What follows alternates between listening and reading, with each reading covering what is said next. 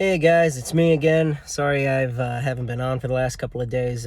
Wasn't really feeling well. Now I'm better.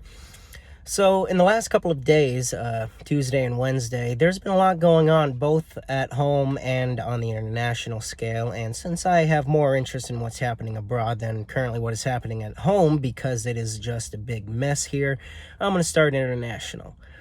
So I believe it was the 10th.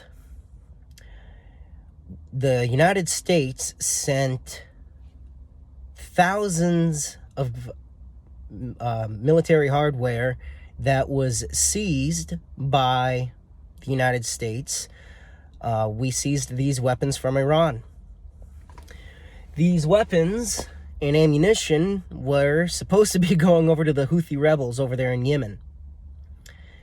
And now, so we captured these weapons back in, I think it was 22 and 23. So for almost 2 years, we couldn't do anything with these weapons until the Department of Justice handed them over. The second it got handed over to the United States, we said, hey, this is a nice donation to Ukraine. So there is that. Ukraine, we hear you. And despite popular belief, most of us do not want the aid to stop. We do understand.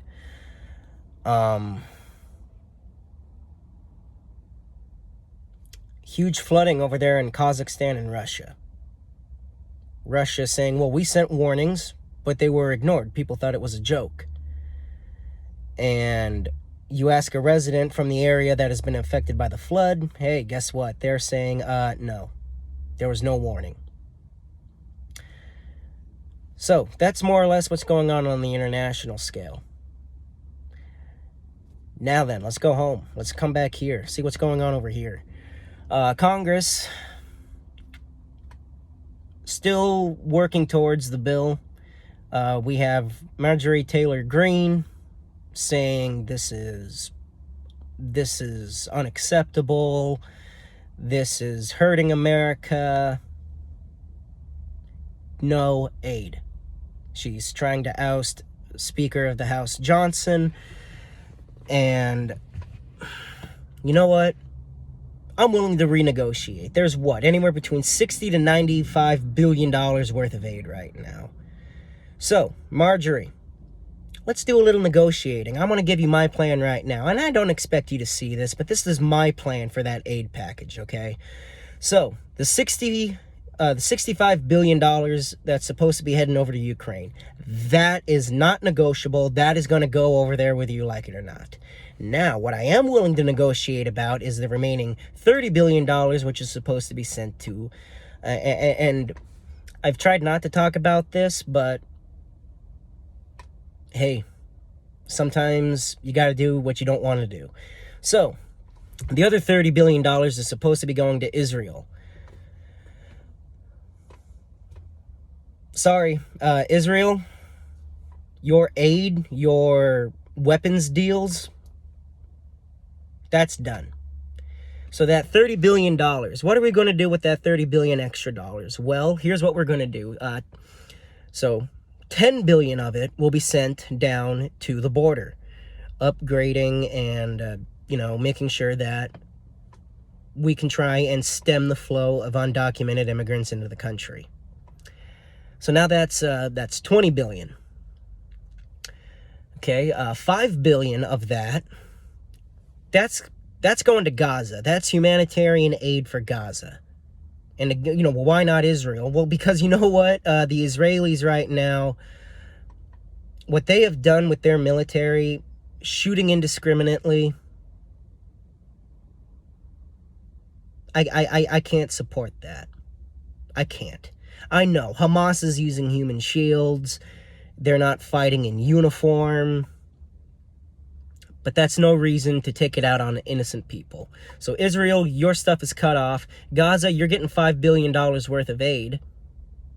Okay, so we went from what? So that's $15 billion that we somewhat don't know what to do with. You know what? Invest that into the American energy sector. Make sure that we can produce our oil.